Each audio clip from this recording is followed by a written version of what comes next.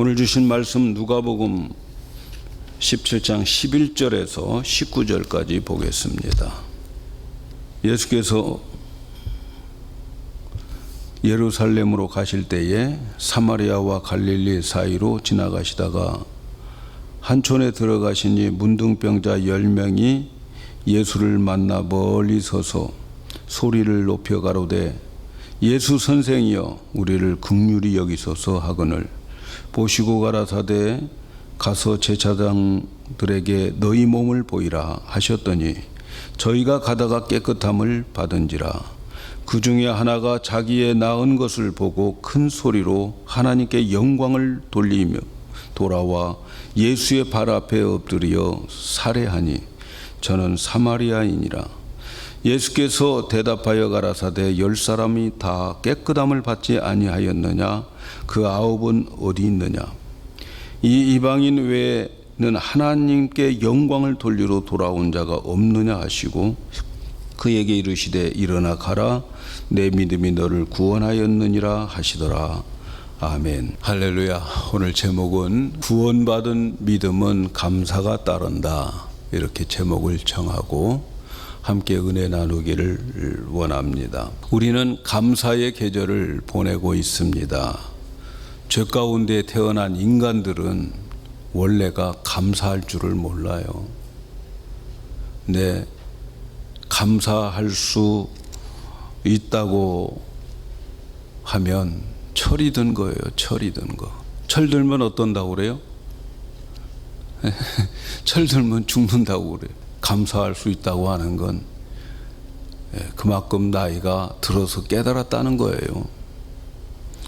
우리 어렸을 때에 높고 높은 하늘이라 말들 하지만 어머님 은혜의 찬송 많이 어렸을 때 불렀죠. 그런데 그렇게 불렀다고 진짜 은혜를 알았을까요? 우리 어렸을 때 얼마나 많이 불러댔습니까? 그렇다고 어머니 은혜 알았어요?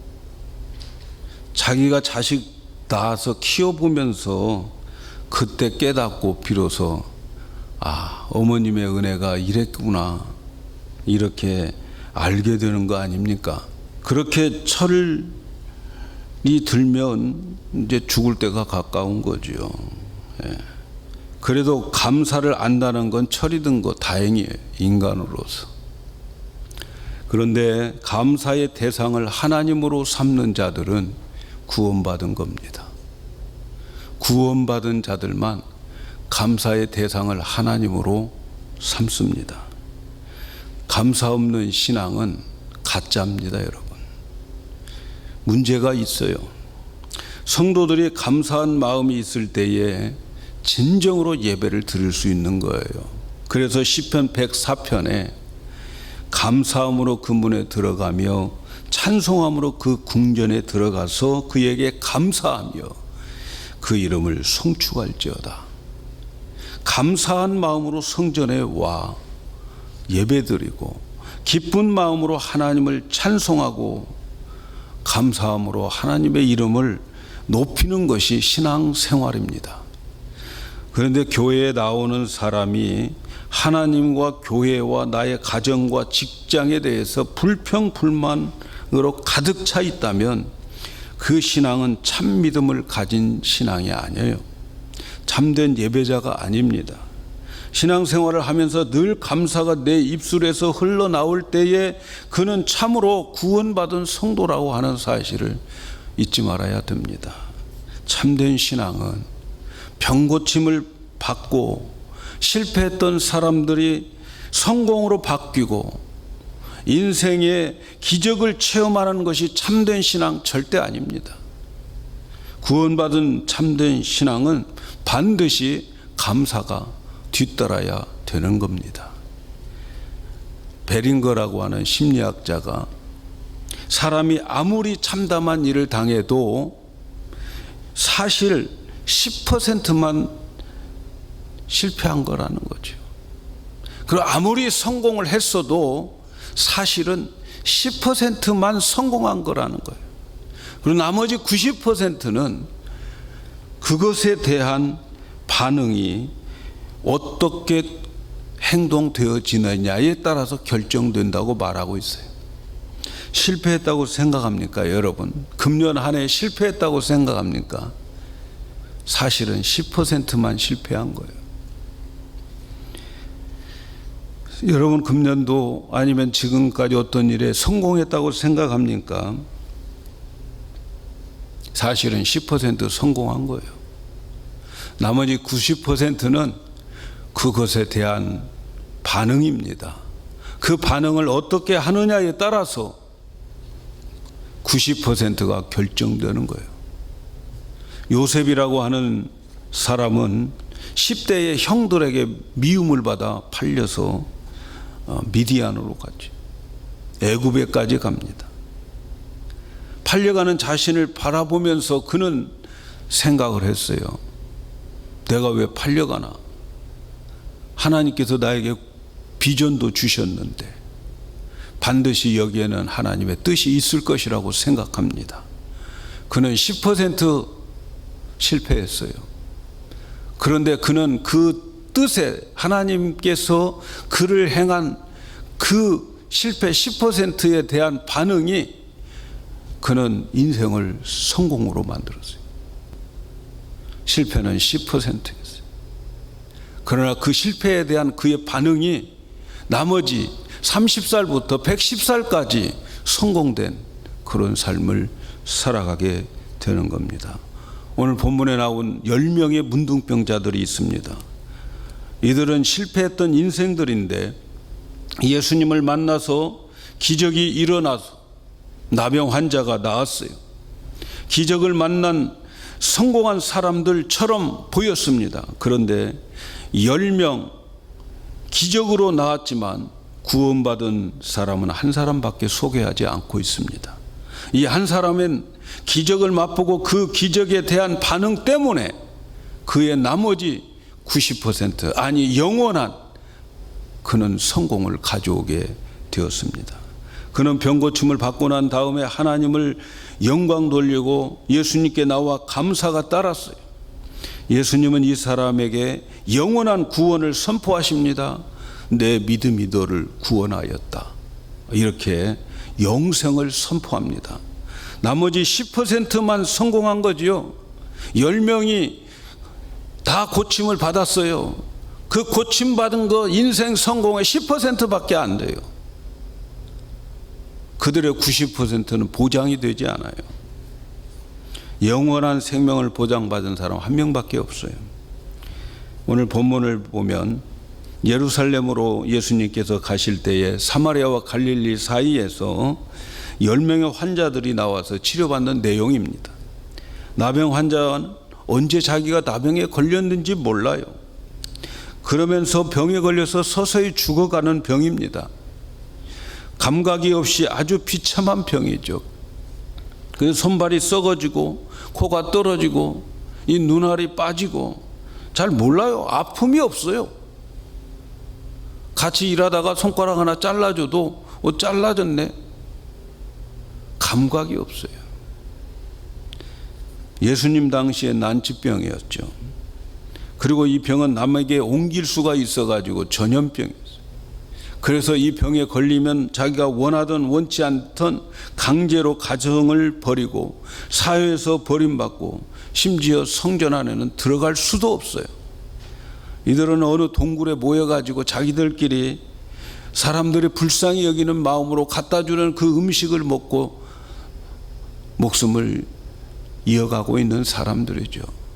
그러다가 사람들이 아무것도 안 갖다 주면 떼를 지어 동네로 나와서 소리 지르며 먹을 걸 달라고 그 사람들은 동네에 아주 문제거리가 되는 거죠.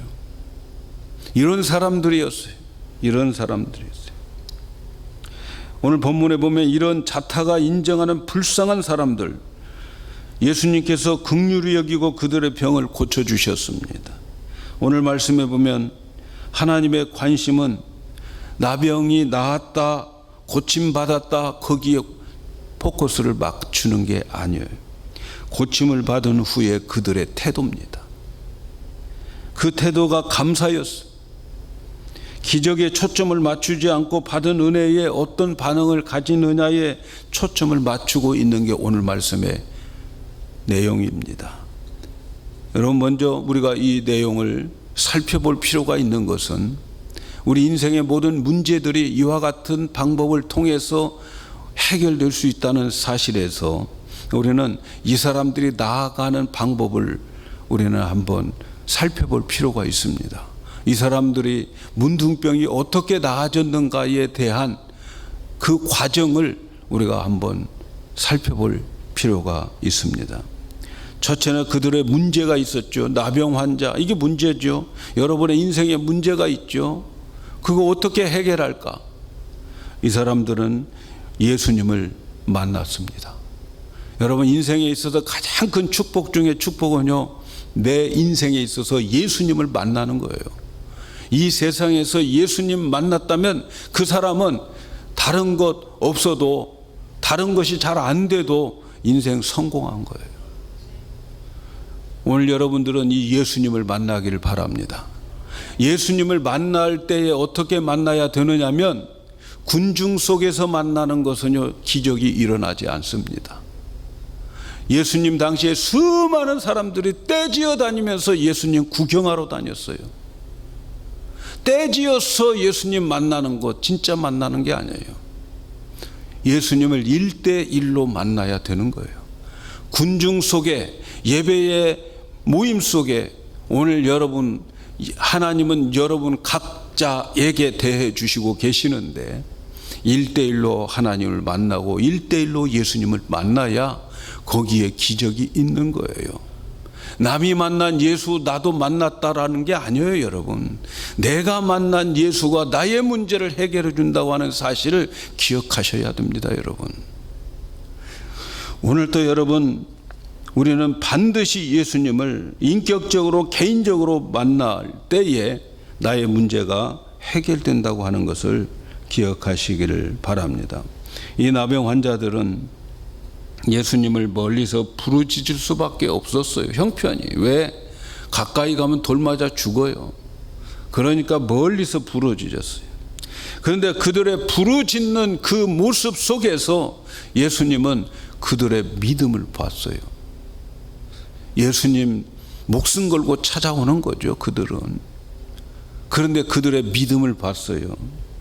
예수 선생이 우리를 긍휼히 여겨달라고 소리 높여서 부르짖는 것을 봅니다. 소리 높여서 부르짖. 여러분, 아직도 소리가 높여지지 않는 건 급하지 않다는 거예요. 살만하다는 거예요, 여러분. 새벽 예배 때 같이 기도하자고 하면 다들 마이크 꺼버리고, 여러분들이 마이크 소리 내는 거 내 마이크에 사인이 다 들어와요. 덜 급해서 그래요. 여러분 정말 급해 보세요. 소리 질러 부르짖어 기도하게 되어 있어요, 여러분. 그런데 예수님은 그들의 믿음을 보시고 저들을 보시고 가라사대 제사장에게 가서 보여라. 주님이 저들을 뭘 봤어요? 그들의 믿음을 본 거예요. 그들의 믿음을 보고 제사장에게 가서 마가복음 2장에 보면 가버나움에 예수님이 가셨을 때 동네 사람들이 예수님 보기 위해서 그 집안에 가득 찼어. 근데 그 동네에 중풍병자 환자가 있었는데 이 중풍병자 환자를 낫게 하기 위해서 참 친구 4명이 고마운 거죠. 친구 4명이 침상을 가지고 그대로 침대 들고 지붕을 뚫고 예수님 계신 곳에 그 침상체 환자를 내려 보내는 거예요. 그때 마가복음 2장 5절에 예수께서 저희의 믿음을 보시고 중풍병자에게 이르시되 소자야 내 죄사함을 받았느니라 하시면서 고쳐주셨어요. 내 믿음을 보고 저희의 믿음을 보고 중풍병자들을 고쳐주었단 말이죠. 여러분, 믿음은 우리가 손으로 만질 수 없고 잡을 수 없어요. 그러나 믿음의 행위는 보여질 수 있습니다. 믿는다고 하면서 불안하고 불평만 가득 차 있다, 그런 사람은 믿는 게 아니죠.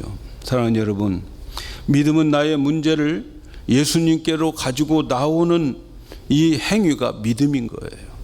믿는다고 하면서 예수님께 나오지 않고 믿는다고 하면서 기도하지 않으면 그 사람은 뭘로 믿음을 보여주겠어요? 여러분, 저와 여러분은 우리 하나님 앞에 우리의 믿음을 보여줄 수 있는 방법은 기도밖에 없어요. 기도하는 것. 왜 하나님은 그냥 안 주실까? 알면서 왜 안 주실까? 천부께서 우리의 필요한 거 다 아시면서 왜 안 주실까?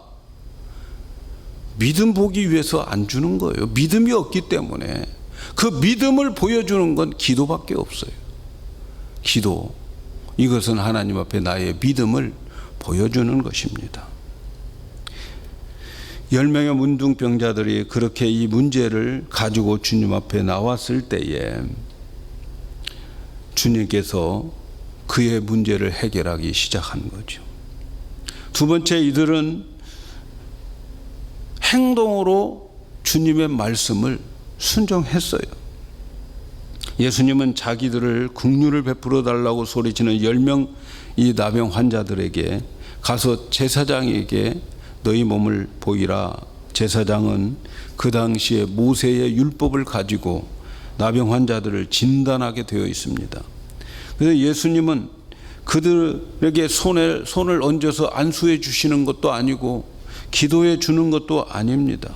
다만 제사장에게 가서 너희 몸을 보여라 라고 말씀하신 거지요.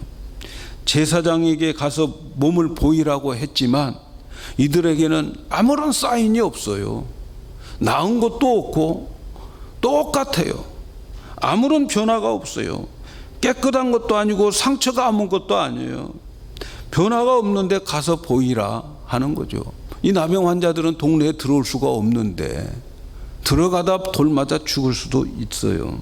현실에 아무 변화가 없는데 예수님의 말씀만 믿고 제사장에게 찾아가야 됩니까? 말아야 됩니까? 고민되지 않겠습니까? 여러분, 교회 안에서 설교 말씀을 들을 때에는 그렇게 해야 되겠다라고 생각되지만 세상에 나가서 현실에 부딪혀서 보면 아무런 변화도 없어요. 내가 예배 드렸다고 나의 현실 변한 거 하나도 없어요. 이럼에도 불구하고 이 들은 말씀을 내가 순종해야 될까 말해야 될까 갈등이 생기죠. 여러분, 한번 생각해 보세요. 제사장들에게 가서 보이라고 할 때 이 사람들은 어떤 생각을 했을까요? 아마도 복잡했을 거예요. 그러나 다 내려놓고 가서 보이라고 하는 그 말씀 의지해서 속에 있는 생각 복잡하지만 일단 순종하는 거였어요. 여러분, 이것이 중요하다는 거죠. 여러분, 우리가 알다시피 베드로가 밤새도록 고기를 잡았는데 하나도 못 잡았어요. 베드로 하면 어부예요. 고기 잡는 전문가예요. 밤새도록 한 마리도 못 잡았습니다. 헛땅쳤어요. 그런데 예수님께서 깊은 곳에 가서 그물을 내리라고 말씀하십니다. 베드로가 뭐라고 말합니까? 선생이여, 우리가 밤이 맞도록 수고를 했지만 얻은 것 하나도 없지만 말씀에 의지하여 그물을 내리리라. 여러분, 이 베드로의 이 말이 믿음의 말입니까? 아니면 의심의 말입니까? 예? 믿습니다 하고 가서 던졌겠습니까? 아니면 내가 하여튼 말씀하셔서 가기는 가는데 안 잡히기만 해봐라. 그러면 내가 다시는 얼굴 안 볼 거다. 여러분, 어땠을 것 같아요? 제가 생각할 때는 후자예요. 후자. 의심하면서 갔어요. 내가 어제 그렇게 노력했는데 아무것도 잡히지 않았어요. 그러나 내가 한번 해볼 거예요. 그런데 어떻게 됐어요? 그런데 고기가 그물이 찢어질 만큼 잡혔다는 거 아닙니까? 거기에 기적이 일어나는 거예요. 말씀과 현실 너무나도 차이가 많이 나지만 그럼에도 불구하고 말씀 붙잡고 뛰어내리는 것, 그것이 기적을 일으키는 거예요. 예수님 가나 혼인잔치에서 물 가지고 포도주 만드는 사건 아시잖아요.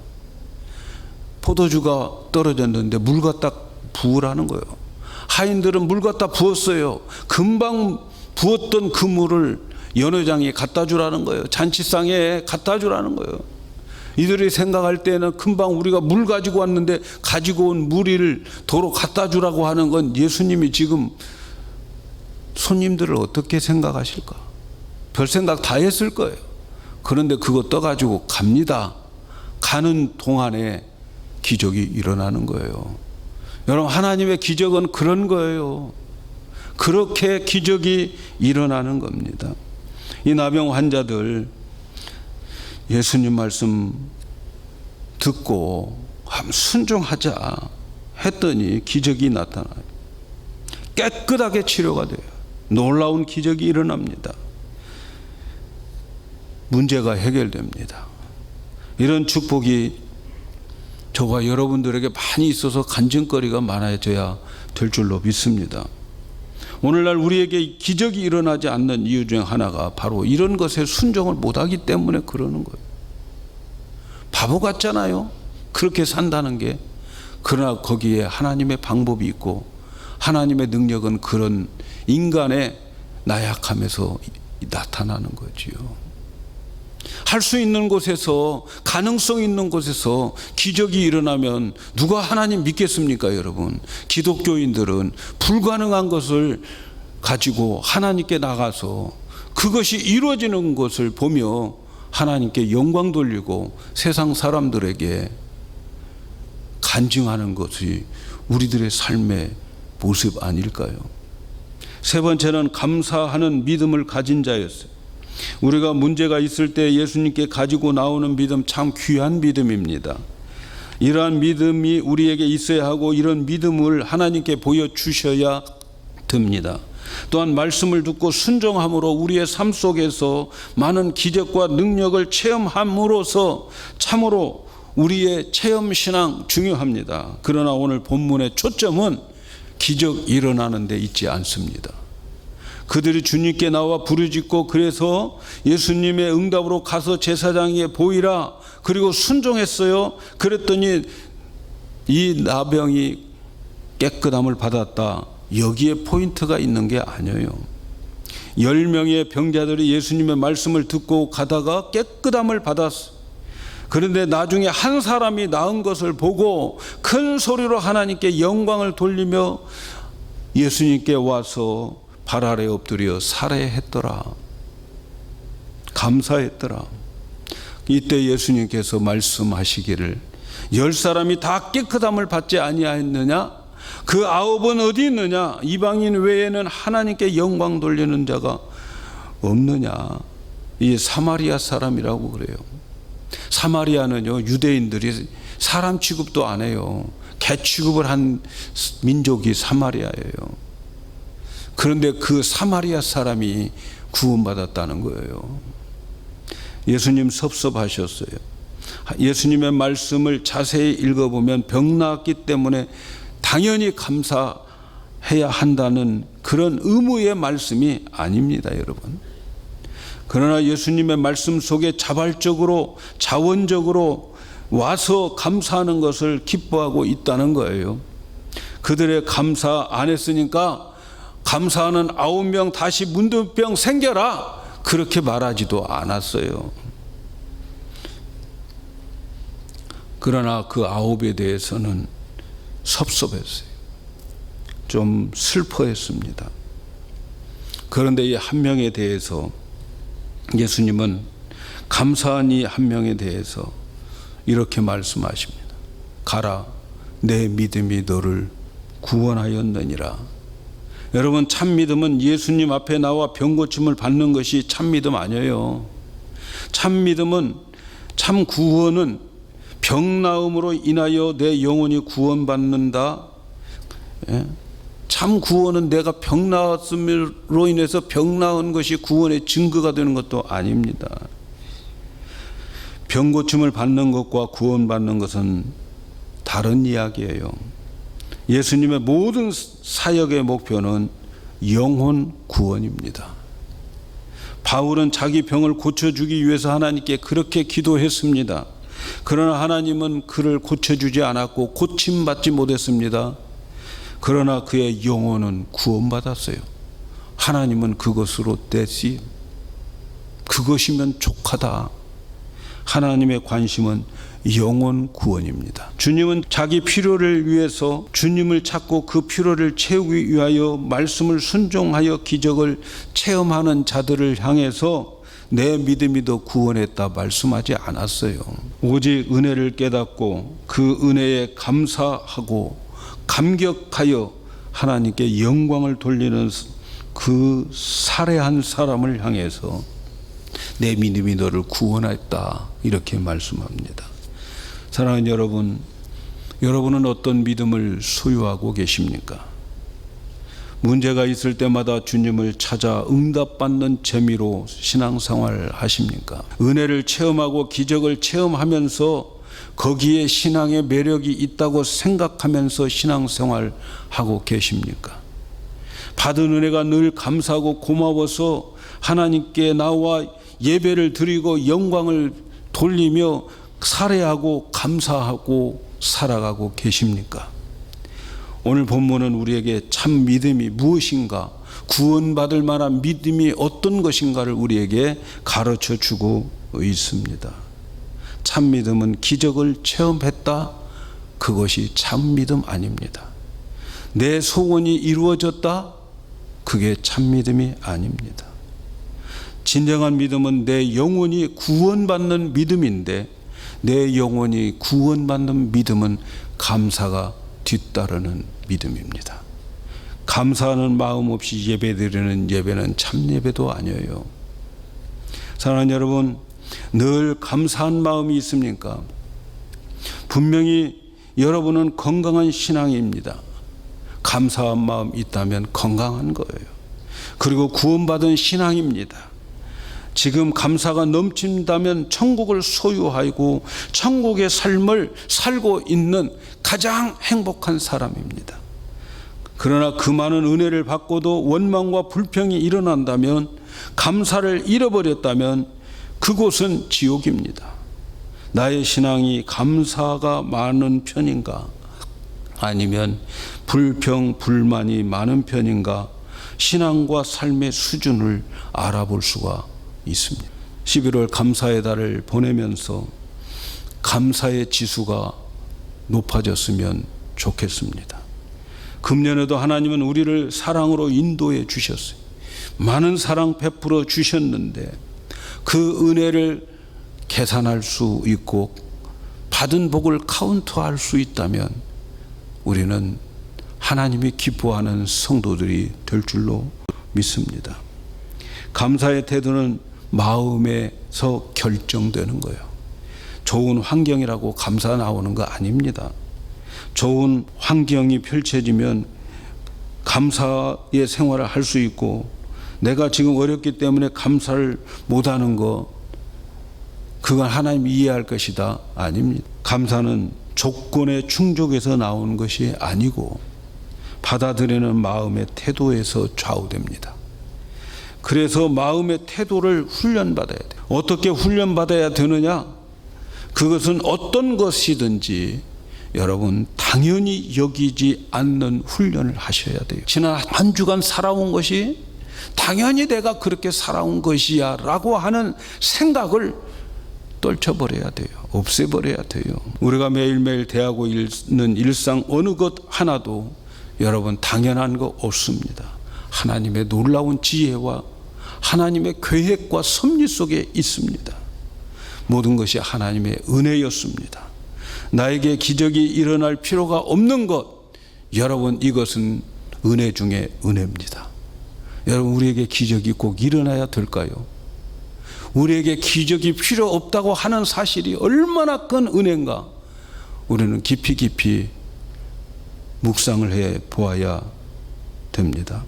아파서 고통 가운데 있을 때 기적이 일어나야 됩니까? 아니면 건강해서 기적이 일어나지 않는 것이 더 큰 은혜인가? 우리 한번 살펴보셔야 됩니다. 중환자실에서 호흡 한번 하기 위해서 정말 그 산소 호흡기 꽂고 그 한 번 올라가는데 얼마나 힘든가.